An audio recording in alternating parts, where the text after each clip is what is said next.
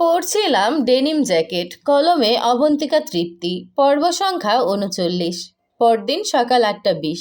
কাব্যদের flat. Shower নিয়ে বেরিয়েছে। ভার্সিটিতে যাওয়া লাগবে আজ। আজ শেষ দিন। তারপর পুজোর বন্ধ দেবে। বেরিয়ে আসতেই কাব্য ডয়ার থেকে একটা খাম এনে কুহুর হাতে ধরিয়ে দিল। খাম হাতে নিয়ে তাকালো কাব্যর দিকে। কাব্য ওর দৃষ্টি বুঝে জবাব দিল, খুলে দেখ। বাকিটা গোসল করে এসে এক্সপ্লেন করছি বলে কাব্য বাথরুমে ঢুকে গেল। ভ্রু কুচকে একবার খামটার দিকে তাকালো। তারপর টাওয়াল একপাশে রেখে খাম খোলা শুরু করলো। খাম থেকে বেরিয়ে এলো একটা সুন্দর নোট আর দুটো বিমানের টিকিট। বিমানের টিকিটটা দেখলো। Dhaka to Sylhet flight. আজকে রাতের সময় দেখাচ্ছে টিকিটে, রাত 10টা। তখনও কিছু বুঝেনি। ও সেভাবেই টিকিট রেখে নোট খুলে দেখলো। সেখানে গুটি গুটি অক্ষরে লেখা, ভাইয়া ও ভাবি, হানিমুন টিকিট তোমাদের জন্য। Enjoy your honeymoon period from স্নিগ্ধ। এক্সট্রা। ভাবি প্লিজ ডোন্ট মাইন্ড, এটা আম্মুর আইডিয়া, আমার নিজস্ব না, তবে আমি হ্যাপি, এনজয়। নোটটাকে শেষ অবধি পড়ার পর বেচারি কুহু হা হয়ে গেল। ফ্যাল ফ্যাল করে টিকিট দুটোর দিকে চেয়ে আবার চিঠির দিকে তাকালো। এটা হানিমুন টিকিট। লজ্জা এবং অস্বস্তিতে কাঠ হয়ে এলো কুহুর সর্বাঙ্গ। পরপর নিজেকে সামলে নিয়ে কঠিন মুখে টিকিট দুটো আগের মতো খামের ভেতর ঢুকিয়ে টেবিলের উপর ময়লা ফেলার মতো ছুঁড়ে ফেলল। আরাম করে এরপর স্নিগ্ধর চিঠি নিয়ে বিছানার উপর বসে অপেক্ষা করতে লাগলো কাব্য আসার। কুহুর সন্দেহ হচ্ছে এ হানিমুন নামক নাটকটার পেছনে নিশ্চয়ই কাব্য ভাইয়েরই হাত। সারাক্ষণ বড়মার ভদ্র সেজে থাকা পুত্র যে ঠিক কতটা অসভ্য এবং ধুরন্ধর সেটা তো আর কেউ না জানুক। কুহু জানে নিশ্চয়ই কিছু একটা পাকাচ্ছে। আবার আসক গোসল সেরে চেপে ধরে জিজ্ঞেস করবে। দেখা গেল কাব্য বেশ দেরি করে বাথরুম থেকে বেরিয়ে এলো, চুল ঝাড়তে ঝাড়তে। কুহুকে বিছানার উপর বসা দেখে হঠাৎ হাসলো। কুহু তখন নখ কামড়ে ধরে ভাবছে কিছু। দেখেও নি কাব্য বেরিয়েছে। কাব্য মৃদু হেসে মাথা দুদিকে ঝাড়া দিয়ে চুল এলোমেলো করে ফেলল। তারপর ধীর পায়ে উদম শরীরে সেলফ টাওয়াল কোমরে বেঁধে রেখে এগিয়ে এসে কুহুর মুখের দিকে ঝুঁকে এলো। কুহু ভাবছিল, কাব্যর নাকে আলতো করে আঙুল দিয়ে টোকা দিতেই কুহুর সম্মতি ফিরে পেয়ে চকিতে তাকালো সামনে। সাথে সাথে কাব্যর নাকের সাথে ধাক্কা খেয়ে পিছিয়ে গেল। ফ্যাল ফ্যাল চোখে কাব্যের দিকে তাকাতেই কাব্য মাথা নিচু করে ঝাঁকিয়ে চুলের পানি ঝাড়ল সোজা কুহুর মুখের উপর। শীতের ঋতুতে কাব্যের ভেজা চুলের ঠান্ডা পানির ঝটকা এসে চোখে মুখে ছিটকে পড়তেই কুহু শিউরে উঠে চোখ খিঁচল। কি হচ্ছে কি এসব? ভিজে যাচ্ছি তো আমি। কাব্য শুনে মজা নিয়ে আবারও মাথা ঝাঁকিয়ে পানির ঝটকা কুহুর উপর ছিটিয়ে দিতে দিতেই হেসে উঠল।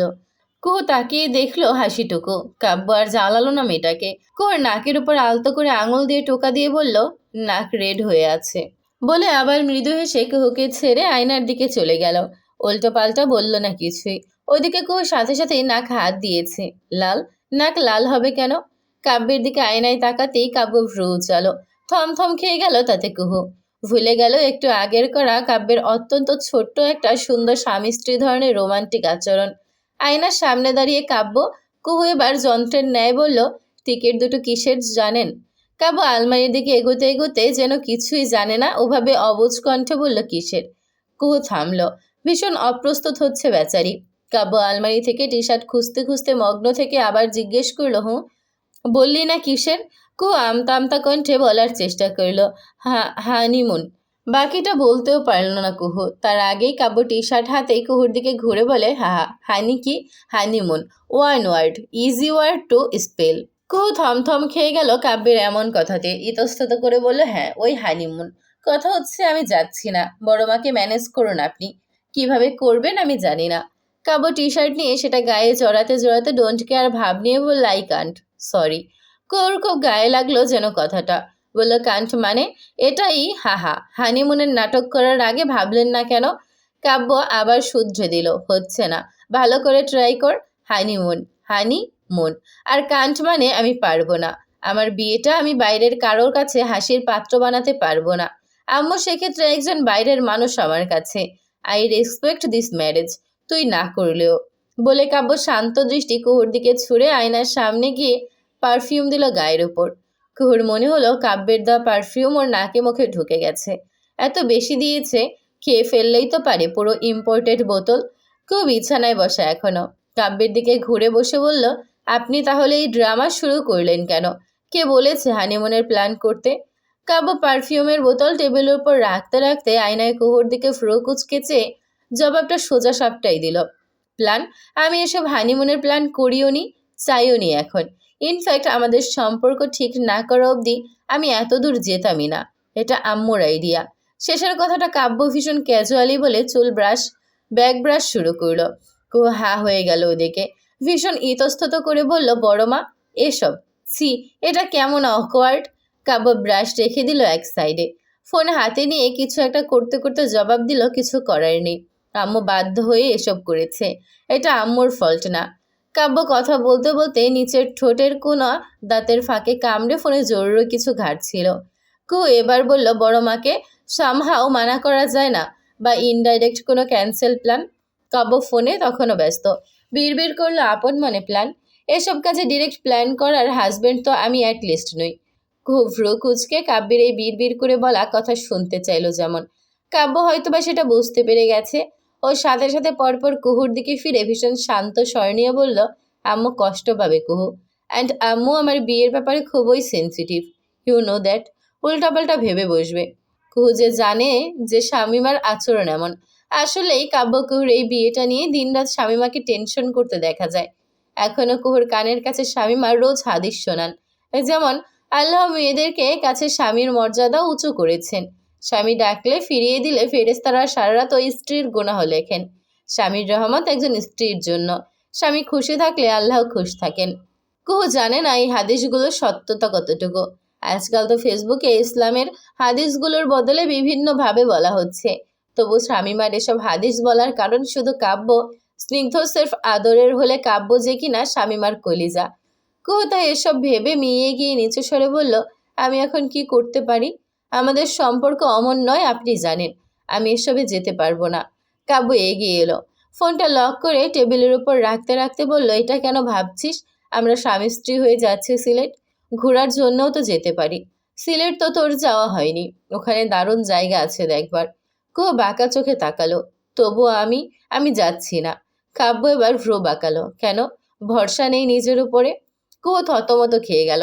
পরপর কঠিন মুখ বানিয়ে তীরের ন্যায় জবাব ছুড়ল, হ্যাঁ আছে, অবশ্যই আছে। কিন্তু আমার আপনার উপরে ভরসা নেই মূলত।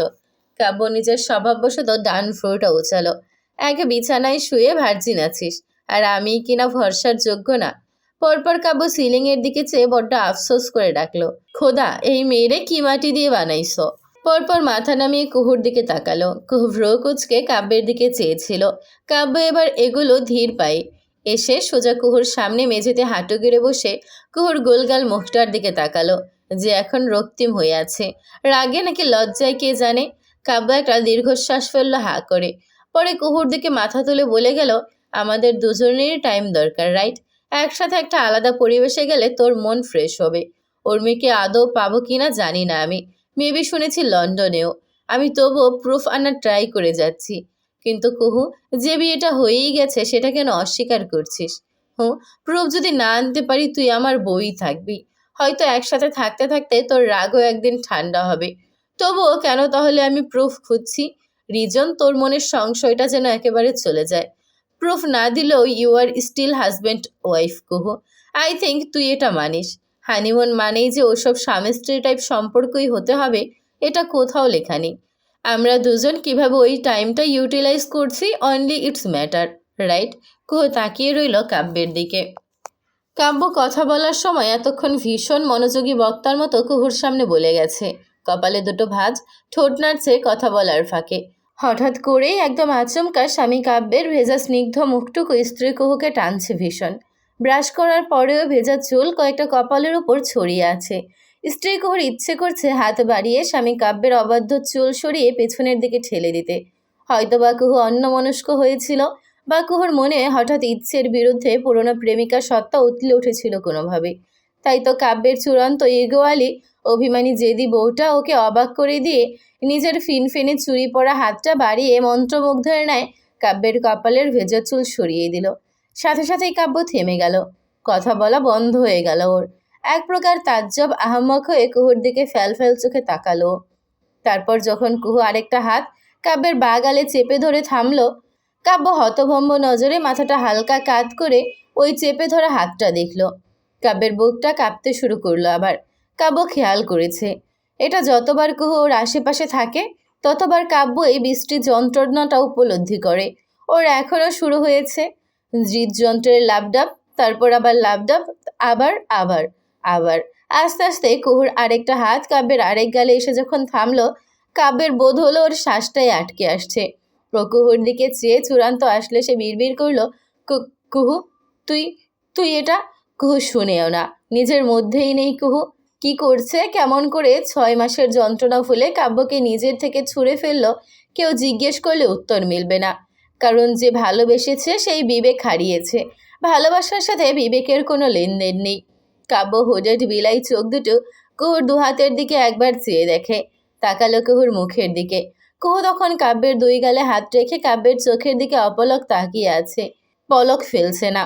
আবার কাব্যর হুডেড আইস কুহুর 2 চোখে, নাকে, তারপর ঠোঁটে এসে ঠেকছে। কাব্য এবার নিজেও কুহুর কোমর চেপে ধরে কুহুর সমান হতে একটু উঠে হাঁটু গেড়ে বসলো। দৃশ্যটা এমন, কুহু বিছানায় বসা, কাব্য মেঝেতে হাঁটু গেড়ে ওর সামনে বসা। কাব্যের 2 হাত কুহুর কোমরে, কুহুর 2 হাত কাব্যের 2 গালে চেপে ধরা।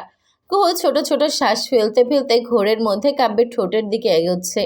কাব্যও ভুলে গেছে আশপাশ। একটু একটু করে নিজেও কুহুর অধরের দিকে এগোচ্ছিল। দুজনের শ্বাস প্রশ্বাস যখন চূড়ান্তে, কাব্য তখন আচমকা হঠাৎ সামান্য উঁচু হয়ে কুহুর 2 পাশ ধরে কোমর টেনে এনে ওর ঠোঁটে ঠোঁট ছুঁয়ে দিল। কুহু সাথে সাথেই কাব্যের টি-শার্ট আঙুলের মুঠোয় খামচে ধরে 2 চোখ খিচে নিল শক্ত করে, জোরালোভাবে।